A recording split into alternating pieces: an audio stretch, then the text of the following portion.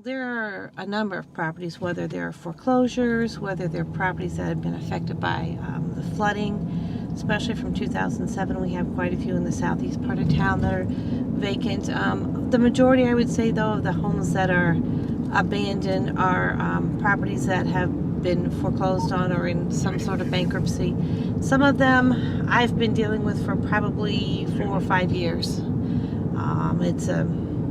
It's a huge issue. The lenders don't, my understanding, the lenders don't put the properties back in their name. They don't want to be responsible for them, so they'll leave them in the name of, John Q. Smith until such time as the property sold at a sheriff's sale or something, and then they will transfer them from the sheriff and the mortgage company to the new owner all in one day. And it's difficult to try and track down the lenders. Sometimes they will have a maintenance company that's supposedly taking care of their property, but I found recently that that's become an issue as well, trying to get the maintenance companies to take care of the properties. It's just been difficult trying to get any action out of them a lot of the time.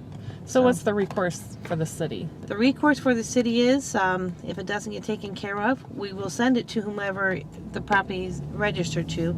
If the property does not get taken care of, then we go ahead and take care of it and send an invoice to the owner. Again, we'll use John Q. Public. And when that invoice goes out, they'll call and say, well, it's part of a bankruptcy or it's part of a, foreclosure proceeding. Then, I tell them I have to dot my I's and cross my T's just like everyone else does. So I'm required to notify them, but I understand they may not take care of it.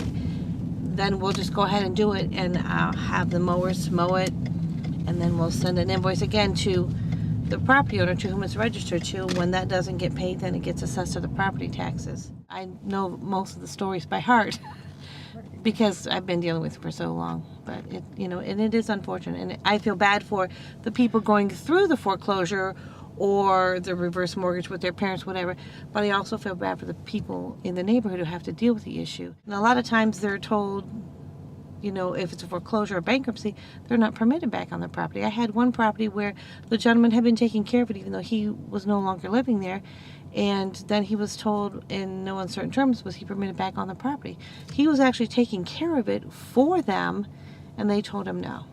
So he unfortunately had to let it go, and now the neighbors call me about it like clockwork.